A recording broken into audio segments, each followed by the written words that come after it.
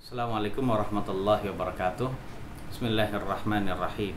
Alhamdulillahirabbil alamin. Wassalatu wassalamu ala asyrafil anbiya'i wal mursalin wa ala alihi wa ashabihi ajmain, amma ba'd. Pemirsa Tobat TV yang dirahmati oleh Allah Subhanahu wa taala. Allah juga telah mentakdirkan kaum wanita untuk melahirkan bagi yang memang ditakdirkan oleh Allah memiliki anak.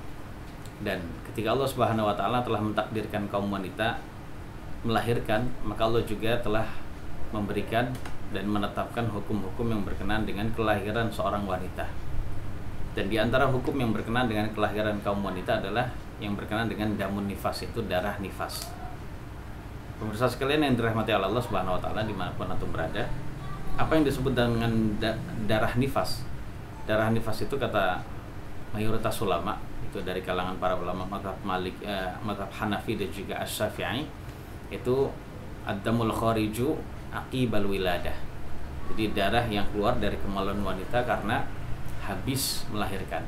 Jadi keluarnya itu adalah setelah melahirkan. Jadi setelah melahirkan itu keluar, maka itulah yang disebut darah nifas, gitu ya. Kemudian laisa tauqitun nifas, tentang masalah penentuan waktu nifas. Yang pertama adalah tidak ada waktu yang terpendek untuk nifas, tidak ada batasan waktu terpendek untuk nifas, ya. Dan semua ulama sudah sepakat bahwasannya apabila ada seorang wanita sudah mengalami suci setelah melahirkan, keluar darah itu kan ya, dia mengalami suci walaupun sebelum 40 hari, maka dia berkewajiban untuk segera mandi, sholat, kemudian kalau memang puasa Ramadan harus puasa Ramadan, dan boleh digauli oleh suaminya. Nah, itu menurut kesepakatan para ulama. Jadi walaupun tidak harus 40 hari ya. Seandainya dia sudah suci sebelum 40 hari, kapanpun itu, sehari suci gitu, misalnya baru sehari keluar darah, habis itu langsung suci, segera mandi gitu ya, walaupun sebelum 40 hari. Kemudian tentang masalah masa terlama dari haid, ya pemirsa sekalian, masa terlama dari haid adalah mayoritas ulama berpendapat masa terlama dari haid adalah apabila seorang wanita mengalami haid selama 40 hari, ya, mengalami haid selama mengalami nifas selama 40 hari. Jadi masa nifas terlama dari kaum wanita adalah 40 hari. Nah, setelah 40 hari, hari ke-41-nya dia harus segera mandi dan sholat. Dan mayoritas ulama ini berdalil dengan hadis Ummu Salamah yang beliau ucapkan, kanatin nufasa'u ala ahdi Rasulillah sallallahu alaihi wasallam taqa'adu ba'da nifasiha 40 yauman au 40 lailatan. Jadi kebiasaan kaum wanita yang nifas di zaman Nabi adalah mereka duduk tidak sholat, maksudnya tidak sholat setelah nifasnya, maksudnya setelah dia melahirkan selama 40 hari atau 40 malam. Ini adalah hadis yang diriwayatkan oleh Al-Imam Abu Daud, At-Tirmidzi dan lainnya. Walaupun hadis ini diperselisihkan di dalam derajatnya, ada yang mengatakan derajatnya lemah, ada yang menyatakan derajatnya itu adalah hasan, namun para ulama telah mengamalkan hadis ini, khususnya mayoritas ulama. Artinya mereka menganggap bahwasannya masa terlama dari haid itu adalah 40 hari.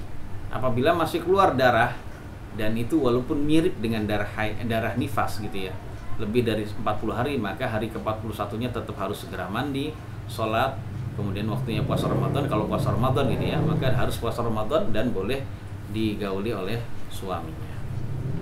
Kemudian yang kedua, para ulama juga sudah sepakat, jamaah sekalian yang dirahmati oleh Allah, bahwasannya nifas itu hukumnya seperti haid di dalam seluruh hal-hal yang dihalalkan dan yang diharamkan, serta dimakruhkan dan dianjurkan bagi perempuan yang haid. Artinya contohnya kalau bagi perempuan yang haid itu diharamkan untuk digauli oleh suaminya, haram untuk sholat, haram untuk puasa, haram untuk tawaf, haram untuk menyentuh mushaf, haram juga untuk berdiam di masjid gitu ya. Maka seperti itu pula bagi perempuan yang baru melahirkan atau mengalami nifas itu ya. Ini hukumnya sama. Ya, seperti itu. Kemudian yang berikutnya, pemirsa sekalian, walaupun ada sisi kesamaan antara haid dengan nifas di dalam sebagian hukumnya gitu ya, maka perlu diingat ternyata ada sisi perbedaan antara haid dan nifas ya, bahwasannya perlu diingat tentang masalah. Jadi sisi perbedaannya adalah iddah itu dihasilkan dengan adanya haid. Saya ulang, iddahnya perempuan itu dihasilkan dengan adanya haid ya. Jadi iddah itu dihasilkan dengan adanya haid, bukan adanya nifas ya gitu ya. Contohnya apabila perempuan itu dicerai oleh suaminya, maka dia menjalani masa iddah selama 3 kali haitan, bukan 3 kali nifas gitu ya. Jadi 3 kali haitan. Jadi adapun sekali lagi saya ulang, bahwasannya iddah itu dialami dengan adanya haid, bukan dengan nifas gitu ya. Adapun nifas tidak dijadikan sebagai patokan iddah. Tetapi yang jadi patokan iddah selain haid adalah melahirkan. Adapun melahirkan berbeda dengan nifas gitu, walaupun ada kedekatan gitu ya antara melahirkan dengan nifas, tapi intinya bukan nifasnya, tapi melahirkannya. Jadi seperti itu. Contohnya ada seorang perempuan dicerai oleh suaminya atau ditinggal wafat oleh suami dalam keadaan dia sedang hamil gitu ya, sedang hamil. Maka kita katakan bahwasannya ketika dia sudah melahirkan, bukan sedang nifas ya, ketika dia sudah melahirkan, maka saat itu dia sudah selesai dari haidnya, sudah selesai dari iddahnya, maaf.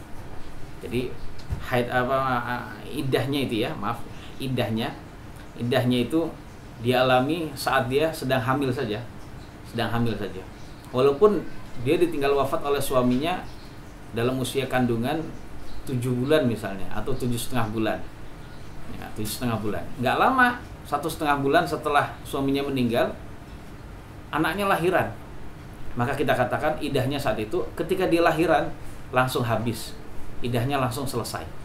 Seandainya jadi ingin menikah silakan, nah, artinya dengan dia akhiri iddahnya tersebut, dia langsung boleh nikah.